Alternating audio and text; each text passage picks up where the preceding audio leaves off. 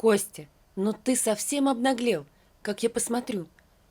Мать стояла в дверях комнаты, уперев руки в бока. Что опять не так, мама? Костя оторвал голову от подушки. В выходной решил отоспаться. А тут... Да ничего. Чего спишь до обеда? Дитё изнылось все, извелось, под дверью сидит, ждет, когда папа внимание обратить изволит, поиграть с детем. Это была обычная материна уловка. Она пыталась научить Костю быть отцом. А Костя не то, чтобы не хотел этого делать. Он не знал, как это делать правильно, да и не было на это времени. Он много работал, чтобы у Светланки было все, чтобы забыть ту, которую любил, вроде как. В Олесю Костя влюбился в 7 классе. Вот так как-то сидел на уроке, историк нудно бубнил о чем-то, а Костя поставил руку на парту, на нее положил голову и пытался не уснуть. Вдруг взгляд его упал на профиль сидящей на ряду у окна девчонки. Костя даже глазам не поверил. 2 хвостика из вьющихся волос, вздернутый носик, тонкая шейка, белые ровные зубки. Какая она красивая! Мальчишка чуть не задохнулся от нахлынувших неизвестных чувств. Долго смотрел издалека на девочку, а потом решился написать записку, в которой признался в своих чувствах. Записку сунул в карман куртки Олесиной в раздевалке. Потом решил, что зря это сделал. Пошел забрать и не успел. Олеся с внимательным видом читала листочек у окна, отворачиваясь от Танюхи, своей подружки, которая очень хотела узнать, что там написано. «Личное», — коротко бросила Олеся Тане, посмотрела на Костю долгим взглядом и пошла на улицу. Костя полночи не спал, предчувствуя, что завтра его осмеют друзья, которые тут же перейдут в разряд бывшие. Девчонки будут хихикать, пацаны дадут нелепую кличку, даже придется подраться с некоторыми. Но в классе все было тихо, никто не смеялся, не показывал пальцем. Олеся пришла почему-то ко 2-му уроку и села рядом с ним, указав Лёшке Иванову, чтобы шел на ее место. Лёшке давно нравилась Танюха. Немного повоображав, мальчишка сел на Олесино место. Зуб лечила. Как ни в чем не бывало, сказала девочка. Болит так, хоть волком вой. Угу, выдавил из себя Костя. Он обалдел от смелости Олеси. Вот эта девчонка. Его, Костю, мама с ремнем и угрозами за руку отводит к зубному. А это сама. С того дня ребята не расставались. Костя сходил в армию, Олеся год просидела дома, а потом вместе поступили в университет. Ребята никогда не расставались. Отучились, сыграли свадьбу. Немного шумоватая мама Кости полюбила Олесю всей душой. Хотя Костя боялся, как мама воспримет сноху. Встречаться — это одно, а вот создать семью — это совсем другое. Но мама, она просто боготворила Олесю. Костина мама первая и заговорила о детях. Костя был один у родителей, мать очень жалела, что не родила еще ребенка. Надо было рожать, пока рожается. Любила говорить мама. А то вон, Костя один. Наконец, радостная новость. Все с нетерпением начали ждать этого счастливого момента – рождения наследника или наследницы. Олеся проходила комиссию. Недели через 2 жена сказала, что ей нужно лечь в больницу. «Как?» – разволновались все. «Уже на сохранение? Что такое?» «Все хорошо», – успокоила всех Олеся. «Немного сердечко барахлит. Так бывает, врач сказала». Лишь потом Костя и все узнали, врач немедленно велела избавиться от беременности. Спортивная, жизнерадостная, веселая, энергичная Олеська Его Олеська, та, которая не выпила в жизни ни одной таблетки, которая хвалилась, что у нее давление, как у космонавта, Олеська оказалась больна. Родилась Светланка, а Олеся ее не стало. Олесина мать не смогла смириться с такой потерей и почему-то обвинила во всем Костю. Светланка полностью оказалась на руках у Кости и его родителей. Теща ушла в глубокую обиду, ни зятя, ни новорожденную внучку, ни бывших родственников видеть не хотела. Как ни старалась Костина мать, ничего не получилось. Не удалось смягчить сердце второй Светланкиной бабушки. Костя, если честно, оказался не очень хорошим отцом. Он это понимает. Всеми днями пропадает на работе, дочери внимания почти не уделяет. Прошло 5 лет. Время сгладило немного острую боль от потери, но не смогло убрать печаль. Мать ругала Костю, обзывала тряпкой, нюней, убеждала, просила, плакала, приводила примеры, говорила, что женщины остаются одни и с 5 детьми, они не воют, не посыпают голову пеплом.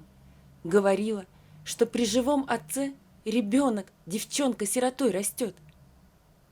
Костя все понимал, все, но не мог никак начать жить по-настоящему. Все где-то там, упавший в какую-то яму безнадеги и темноты. Он встал, прошел в ванную, умылся, заглянул в комнату. Светланка, умытая и причесанная, сидела в кресле. Увидев отца, приподнялась и вся потянулась к нему. Косте стало не по себе. Что-то защемило в сердце. Какой же он гад! Весь в своем горе, в своей непонятной обиде на кого-то, не заметил, как прошли первые 5 лет жизни дочери. Он и день рождения ей справлять не хотел и не любил, потому что в этот день не стало Олеси. Через месяц как раз этот день. Он всегда ездит к Олесе и никогда не встретил там бывшую тещу, хотя понимает, что она уже была. Ее даже не волнует, как живет частичка ее дочери, родная внучка. Костя сдержался, чтобы не заругаться в голос на самого себя. «Светик, а ты чего такая нарядная? Мы с бабой пойдем к бабушке Маше в гости». Костя присел около дочери. «А тебе хочется?» Светланка пожала худенькими плечиками. «Малышка ты моя!» Сердце Кости сжалось. Ну что он за человек такой, а? 5 лет жить бок о бок с таким ангелочком. Она же доченька, его и Олеськина. Костя впервые спокойно произнес про себя имя жены. «Доченька, а пойдем с тобой погуляем?» Мать, не дыша, наблюдала за тем, как возвращается к жизни ее сын. Через месяц у Светланки был день рождения. Отмечать решили в детском кафе, и не было счастливее человека на свете, чем Светланка. Но разве только ее папа? «Мам, сколько же я пропустил! Какой же я дурак был!» «Ничего, ничего, сыночек, все наладится, вся жизнь впереди». Не знала Костина мама, что сказать. Сама комок в горле еле проглотила. Видела, как стал оживать сын, как счастлива внучка. Этот маленький комочек счастья. Костина мама отошла, потому что слезы комом стояли в горле. Никто не знает, чего ей стоило полюбить этого ребенка. Да, внучка, да, долгожданная, но все же, ведь это не то, что выносить ребенка, не то, что хотеть и ждать. Просто так получилось, что этот комочек никому стал резко не нужен. Мамы нет и никому не нужна. «Здравствуй, Валя». Валентина Петровна обернулась, вытирая слезы. Она увидела вторую бабушку Светланки. «Здравствуй, Людмила». Женщина явно волновалась. «Прости, Валя, прости. Давно хотела прийти. Стыдно было. Бросила тебя с ребенком в такую тяжелую минуту. Костю обидела. Стыдно-то как. А сегодня Олесе приснилось. Укоризненно так смотрела на меня и головой качала. Я ей, мол, Олесенька, детка, как ты? А она мне: ты, мол, мама, как могла Светланку-то бросить? Стыдно-то как, Валя. Ничего. Костя, иди сюда. Костик, смотри, кто пришел. Здравствуйте, Людмила Аркадьевна. Здравствуй, Костя. Папуль. Ой, здрасте. Светочка. Костя присел перед дочерью. Смотри, сколько у тебя гостей. А это, дочь, твоя бабушка тоже. А я знаю, отвечает Светланка. Мне мамочка показывала. Какая мамочка, детка? Моя. Подняла синие глаза на отца Светланка. Мама моя сказала, что вторая бабушка скоро придет. Просто ей было далеко и тяжело идти. Здравствуй, бабушка. А ночью Косте приснилась Олеся. Впервые за несколько лет. Она прощалась. Тихо улыбаясь, просила его жить, а ее отпустить. Я буду рядом, но не надо меня держать. Отпусти, Костя. Прошу, смотри за дочерью. Люби ее за двоих и будь счастлив. Проснулся Костя весь в слезах, как в детстве, когда снился какой-то сон, просыпаешься и плачешь. Через полгода Костя начал замечать, что у Светланки то косички не так заплетены, как мама заплела, то какие-то бусики, фенечки. Так и тараторит, что это ей братик подарил, а косички мама Люба заплела. Решил разобраться. Пришел в садик, а там воспитательница Любовь Николаевна. Простите, не могу удержаться. У Светланы такие волосы красивые. Вот мы с ней плетем разные косы. Мама Люба, пока-пока. Прощается мордастенький малыш с воспитательницей. Пока, Коленька, завтра встретимся, говорит воспитательница. Они меня мамой Любой зовут. Я не специально. У меня сын Вовка в этой же группе. Дети, такие дети, говорят со Светланкой, что они братик и сестричка. Я не учила, вы простите. Попросите извинения у Светланкиной мамы. Я правда не хотела. Костя смотрел и улыбался. Такая она милая, это мама Люба. У Светланы нет мамы. Простите, я недавно, не знала. Ничего страшного, вы все правильно делаете. Теперь Светланку в садик и из садика водит Костя. Любовь Николаевна. Да. Извините за вопрос. А у Вовы есть папа? Чисто номинально есть. Где-то. Не из воздуха же я его взяла. Мягко улыбается мама Люба. А так нет. Гуляют по парку братик с сестричкой и мама с папой. Светин папа и Вовкина мама. «Как ты думаешь, они поженятся?» спрашивает Вовка у Светланы. «Не знаю, они ведь даже не целовались». «Надо заставить их».